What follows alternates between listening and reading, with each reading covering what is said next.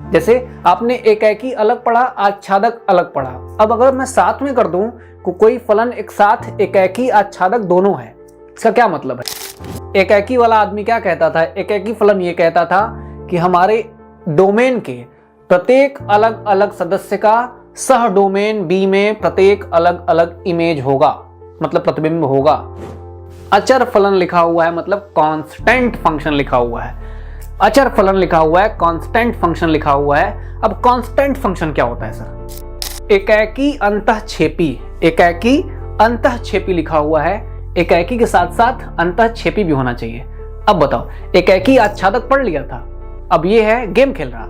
एकाकी आच्छादक पढ़ा दिया, मतलब एक एक लोगों का एक एक लोग के साथ रिश्ता हो और उधर के लोगों में बी में हर एक लोगों के लिए कोई ना कोई एक अवेलेबल हो, इसे बोलते थे एकाकी आच्छादक। अब ये कह रहा है एकाकी अंतःक्षेपी। ठीक है भाई, तुम्हारे तरीके से चलते हैं, एकाकी अंतःक्षेपी पढ़ते हैं। हेलो बच्चों, मैं Praveen Kumar Srivastava, let's study India में आपका हार्दिक स्वागत करता हूं।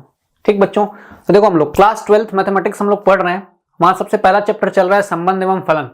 हम लोगों ने संबंध में अपने टॉपिक्स कंप्लीट कर लिया और हम लोग धीरे धीरे फलन में एंटर कर चुके हैं। अपने जस्ट पिछले वाले लेक्चर में हमने पढ़ा बेटा कि फलन होता क्या है, फलन के कुछ प्रकार पढ़े। फलन के बहुत इंटरेस्टिंग प्रकार हमने पढ़े थे बेटा, 4 तरीके के फलन पढ़े थे हमने। कौन कौन से? एकाकी फलन पढ़ा, दूसरा वाला कौन सा फलन था? बहुएक फलन था, तीसरा वाला आच्छादक फलन था और चौथा वाला बेटा हमारा अंतःक्षेपी फलन था। ऐसे 4 तरीके के फलन के बारे में हमने डिस्कशन कर लिया था। अगर आपको ये 4 तरीके के फलन याद हो गए तो आगे आने वाले जो फलन के प्रकार हैं ये इन्हीं के ऊपर डिपेंड हैं, ये इन्हीं से बने हुए फलन हैं। जैसे आपने एकाकी अलग पढ़ा, आच्छादक अलग पढ़ा। अब अगर मैं साथ में कर दूं कि कोई फलन एक साथ एकाकी आच्छादक दोनों है, इसका क्या मतलब है? एकाकी की प्रॉपर्टी भी उसके पास है और आच्छादक वाला गुण भी उसके पास है।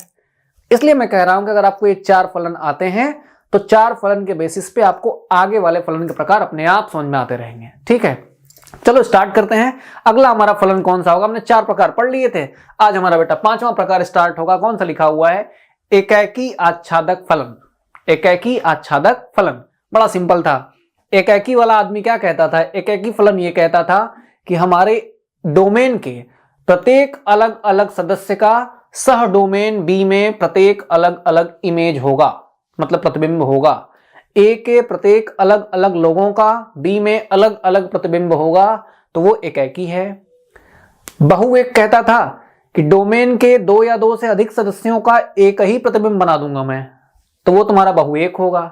आच्छादक कहता था कि बी के अलग अलग लोगों का ए के किसी न किसी अलग अलग लोगों से ऐसा रिलेशन होना चाहिए, ऐसा संबंध होना चाहिए कि ए का प्रतिबिंब वो वाला एलिमेंट यानी बी का बनना चाहिए। आच्छादक ये कहता था कि बी के प्रत्येक अवयव के लिए ए में कोई ना कोई एक अवयव ऐसा हो जिसका प्रतिबिंब यही बी है। बात समझ गए? अब अंतःक्षेपी कहता था, आच्छादक पढ़ लिए, आच्छादक बिगाड़ देंगे। अब अंतःक्षेपी ये कहता है कि बी में कम से कम एक नंबर ऐसा होगा, बी में कम से कम एक सदस्य, एक अवयव ऐसा होगा जिसके लिए ए में कोई ऐसा सदस्य नहीं है जिसका प्रतिबिंब हमारा वही बी वाला बने। ठीक, यानी एक एलिमेंट मिसिंग है, एक का प्रतिबिंब नहीं होगा। ठीक है, तो देख लो यहां तक कंप्लीट हो चुका था। हम लोग आगे क्या स्टार्ट कर रहे हैं? हम अगला हमारा जो फंक्शन लिखा हुआ है, 5वां फंक्शन लिखा हुआ है, वो लिखा हुआ है एकाकी आच्छादक। मतलब एक फंक्शन जो एकाकी भी है, आच्छादक भी है। एकाकी होने का मतलब हर एक एक लोगों का एक एक प्रतिबिंब हो, और आच्छादक होने का ये मतलब है कि बी के प्रत्येक अवयव के लिए ए में कोई ना कोई एक अवयव ऐसा है जिसका प्रतिबिंब बी वाला ही है। ठीक है, अब देखो क्या परिभाषा है? परिभाषा यही है, यदि कोई फलन एकाकी तथा आच्छादक दोनों है, यदि कोई फलन एकाकी तथा आच्छादक दोनों है तो यह फलन एकाकी आच्छादक फलन कहलाता है। मतलब एकाकी भी हो, आच्छादक भी हो, तो वो एकाकी आच्छादक दोनों कहा जाएगा। जैसे अब एकाकी दिखाने के लिए क्या करते थे? एकाकी दिखाने का रूल बड़ा सिंपल होता था। एकाकी तो बड़ी आसान से दिखाते थे। एकाकी दिखाने के लिए किया जाता था कि एकाकी वाले पार्ट में आपको 2 एलिमेंट कहां से उठाने पड़ते थे? एकाकी वाले पार्ट में आपको 2 एलिमेंट उठाने पड़ते थे बेटा ए से। आप क्या कहते थे कि एकाकी दिखाने के लिए 2 सदस्य मान लीजिए कहां से? ए से। उनके ऊपर बेटा मान लो 2 सदस्य तुमने मान लिए x1 और क्या मान लिए? x2। हम कहते थे कि इन दोनों के ऊपर फंक्शन लगा दो, इन दोनों के ऊपर क्या लगा दो? फंक्शन लगा दो, दोनों के ऊपर फंक्शन लगा दो।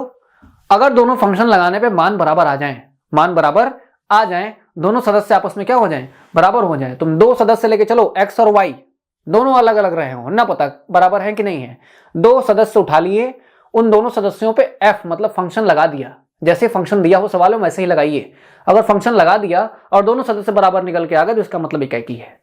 आच्छादक के लिए क्या करते थे, आच्छादक के लिए हम लोग बी वाले एलिमेंट से कोई एक सदस्य उठाते थे, बी में से कोई एक सदस्य उठाते थे, उसके लिए एक सदस्य ए में मतलब डोमेन में ऐसा खोजते थे जिसका प्रतिबिंब वही है। मतलब अगर तुम्हारा y कहां से आया हो, y आया हो b से, तो एक x ऐसा कहां से मिलना चाहिए, a में मिलना चाहिए कि f लगाया जाए x पे तो हमें वही y मिल जाए। बात समझे कि नहीं। अगर y है तुम्हारे पास b का, तो उसके लिए एक x कहां होना चाहिए, a में होना चाहिए कि उसके ऊपर अगर मैं फंक्शन लगा दूं तो मुझे वही b वाला मेंबर मिल जाए। बात समझ गए कि नहीं समझ गए, ठीक है। तो अगर ये दोनों तरीके के गुण कौन रखता हो, एक फंक्शन रखता हो, तो इसे बोलते हैं एकैकी आच्छादक। सवाल में फिर मिलेंगे इसके आसपास, ठीक। बस आपको डिफिनीशंस क्लियर होनी चाहिए, परिभाषा जितनी क्लियर होगी फलन वाले चैप्टर में उतना आगे रहोगे, ठीक है। चलो ये हो गया। अगला क्या है, अगला कौन सा फलन है, डिफिनीशन। डिफिनीशन लिख लो पहले, डिफिनीशन कंप्लीट कर लो तो आगे बढ़ा जाए, ठीक। स्क्रीनशॉट लेके रखो, कॉपी पे डिफिनीशन लिखते रहो, ठीक है। अब देखो अगला कौन सा फलन है बेटा, अगला देखो उदाहरण बोल रहा है, उदाहरण दे दीजिए इसका, एकैकी आच्छादक फलन का एक उदाहरण दे दीजिए। दे देते हैं, अभी दे देते हैं भाई। एकैकी आच्छादक का मान लो तुम्हारे पास ये नंबर लिखा हुआ है, ये नंबर लिखा हुआ है तुम्हारे पास, एक समुच्चय तुम्हारे पास a है, एक समुच्चय तुम्हारे पास क्या है बेटा, b है। एक तुम्हारा इधर हो गया, एक इधर हो गया। नंबर लिख देता हूं इसमें, a b c d e, इधर हो गया f g h i और क्या बेटा j, i हो गया, और एक तुम्हारा क्या हो गया बेटा j हो गया। हो गया a b c d e और f g h i j मैंने इधर लिख दिए, ठीक। a का रिलेशन किसके साथ बेटा, f के साथ, b का g के साथ, c का इसके साथ, d का इसके साथ और e का इसके साथ। हुआ कि नहीं। a के हर एक लोगों का b के हर एक लोगों से अलग अलग प्रतिबिंब है। a का प्रत्येक अवयव b के अलग अलग अवयव से जुड़ा हुआ है। मतलब ये बेटा कैसा फंक्शन हो गया, ये हमारा कैसा हो गया, ये हो गया एकैकी। हो गया कि नहीं, एकैकी हो गया। अब आच्छादक क्या कहता है, आच्छादक कहता है कि b के अलग अलग लोगों के लिए a में कोई ना कोई अलग अलग लोग ऐसे मिलने चाहिए कि a का प्रतिबिंब उठाया जाए तो b वाला इमेज मिल जाए, ठीक है। तो देखो f के लिए कौन अवेलेबल है, a, g के लिए कौन अवेलेबल है, b, h के लिए कौन भाई उपस्थित है, c, i के लिए कौन है, d और j के लिए कौन है, e। मतलब यहां जितने भी तत्व लिखे गए हैं सबका कोई ना कोई एक भाई कहां है, a में मिल गया। इसका मतलब ये फलन कैसा बेटा, ये आच्छादक भी है। कैसा है, ये आच्छादक फलन भी है। बात समझे कि नहीं। यानी ये वाला जो एग्जांपल मैंने लिया है, इस वाले फलन को बोलेंगे एकैकी आच्छादक फलन, एकैकी आच्छादक फलन। बात समझ गए, ठीक। ये इसका उदाहरण भी होगा, उदाहरण नोट करना हो तो उदाहरण भी नोट कर लो कॉपी में, ठीक। चलो अब देखो, ठीक, ऐसे क्या लिखा हुआ है। चलो एक बात तो क्लियर हो गई। अभी देखो आगे कौन सा फलन है। अब एक फलन लिखा हुआ है आइडेंटिटी मतलब तत्समक फलन। आइडेंटिटी फलन क्या होता है, या आइडेंटिटी फंक्शन क्या होता है, जिसे हम लोग तत्समक फलन भी कहते हैं। आइडेंटिटी क्या है, आइडेंटिटी बेटा फलन ये ऐसा फलन होता है कि अगर जो भी तत्व उठाया गया हो डोमेन से, जिसका प्रतिबिंब तुम्हें कहां खोजना है, बी में खोजना है। फलन करता क्या है, फलन करता है ए के लोगों का प्रतिबिंब कहां बनाता है, बी में बनाता है। ए के लोगों का प्रतिबिंब बी में बनाता है। फंक्शन का बेटा यही काम है, ठीक, यही काम है फंक्शन का। फंक्शन ऐसी गाड़ी है जो ए के लोगों को बैठा के लेके जाती है, बी में पहुंचा देती है। बात समझ गए। तो अगर एक का प्रतिबिंब एक ही हो, दो का प्रतिबिंब दो हो, नंबर वाइज, तीन का इमेज तीन हो, चार का इमेज चार हो, पांच का इमेज पांच हो, मतलब एक वाले का इमेज प्रतिबिंब एक हो, दो वाले का प्रतिबिंब दो हो, तीन वाले का तीन हो, चार वाले का चार हो, मतलब जो अवयव है उसका प्रतिबिंब भी वही अवयव है। मतलब ऐसा हो, देखो बेटा इस तरीके से हो। एक यहां लिखा हुआ है, एक यहां लिखा हुआ है, नंबर लिखे हैं 1 2 3 4, यहां भी लिखा हुआ है 1 2 3 4। एक वाला एक से, दो वाला दो से, तीन वाला तीन से, चार वाला चार से। मतलब एक का रिश्ता एक से, दो का रिश्ता दो से, तीन का तीन से, चार का चार से। मतलब जो तत्व डोमेन, जो डोमेन में लिया गया नंबर है, सह डोमेन में उसका प्रतिबिंब भी वही नंबर है। बात समझ गए। यानी जो नंबर उठा रहे हो उसका प्रतिबिंब भी वही नंबर हो गया अगर, तो ये बेटा तुम्हारा तत्समक है, ये आइडेंटिटी है। बात समझिए कि नहीं। और देख लो जो आइडेंटिटी होता है वो हमेशा एकैकी आच्छादक होता है। देखो एकैकी है कि नहीं, मतलब एक एक लोग का एक एक से इमेज है कि नहीं है। आच्छादक है कि नहीं, बी के सभी लोगों के लिए यहाँ कोई ना कोई है कि नहीं है। मतलब ये बात भी हो गई कि अगर हमें उदाहरण देना पड़ा एकाकी आच्छादक फलन का तो हम एक तत्समक फलन को लिख देंगे, मतलब आइडेंटिटी फंक्शन को लिख सकते हैं। ठीक है, देख लो डेफिनेशन पहले लिख लो कॉपी में। फलन ए से ए पर, बट अब ए से ए क्यों लिया गया है, क्योंकि जो यहां लिखे हो वही चीज तो यहां भी लिखा हुआ है, इसलिए ए और बी लिखने से फायदा नहीं है, इस बी को भी क्या लिख दिया जाएगा, ए लिख दिया जाएगा। ठीक है, तो इसका डोमेन और कोडोमेन दोनों बराबर होता है, मतलब प्रांत और सहप्रांत दोनों बराबर होते हैं आइडेंटिटी फंक्शन में, तत्समक फलन में। ठीक, फलन ए से ए तक तत्समक फलन कहलाता है यदि एफ समुच्चय ए के प्रत्येक अवयव को स्वयं से ही संबंध कर देता है। स्वयं से ही संबद्ध कर देता है मतलब बांध देता है। अगर हर एक अवयव खुद से ही बंध जाए, इसका क्या मतलब है, मतलब वो आइडेंटिटी है, उनकी आइडेंटिटी बन रही है, वो कहीं नहीं जा रहा है, वो अपने से ही बंधे हुए हैं। ठीक, अर्थात समुच्चय ए का प्रत्येक अवयव स्वयं का ही बेटा क्या बन जाए, स्वयं का ही एफ संबद्ध है, मतलब एफ से रिलेटेड है। हर एक तत्व एफ लगाने पर खुद के ही एलिमेंट को देता है, मतलब एक के ऊपर एफ लगाया जाए मतलब इमेज खोजा जाए तो एक मिले, दो के ऊपर एफ लगा के इसका प्रतिबिंब खोजा जाए तो दो मिले, तीन के ऊपर एफ लगा के प्रतिबिंब खोजा जाए तो तीन मिले, ऐसा चले। ठीक है, देख लो नोट, तत्समक फलन सदैव एकाकी आच्छादक होता है। देखो नीचे लिखा हुआ है तत्समक फलन बेटा क्या होता है, सदैव एकाकी आच्छादक होता है। ये परिभाषा लिख लो कॉपी में, हम लोग आगे के टाइप पे बात करते हैं। ठीक, चलो ये तो हो गया। अब अगला टाइप क्या होगा, अगला टाइप क्या है, देखो अगला डिफिनेशन आएगा किस तरीके का फलन आता है बेटा। अब अचर फलन लिखा हुआ है, मतलब कांस्टेंट फंक्शन लिखा हुआ है। अचर फलन लिखा हुआ है, कांस्टेंट फंक्शन लिखा हुआ है। अब कांस्टेंट फंक्शन क्या होता है सर, कांस्टेंट फंक्शन कैसा फंक्शन होता होगा बेटा। कांस्टेंट ऐसी चीजें होती हैं जिनका मान बदलता नहीं है। कांस्टेंट ऐसे लोग होते हैं जिनका मान कभी बदलता ही नहीं है।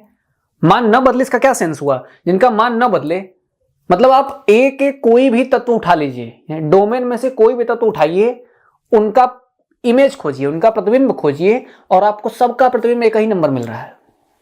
जैसे जैसे जैसे कि बात करें तो ये देख लो, जैसे कि बात करो तुम्हारा एक समुच्चय मान लेते हैं ए है, तुम्हारा एक समुच्चय बी है, यहां कुछ नंबर हैं, कुछ नंबर यहां भी होंगे। मान लो यहां एक नंबर लिखा हुआ है 5, क्या लिखा हुआ है 5, और यहां लिखा है ए बी सी डी।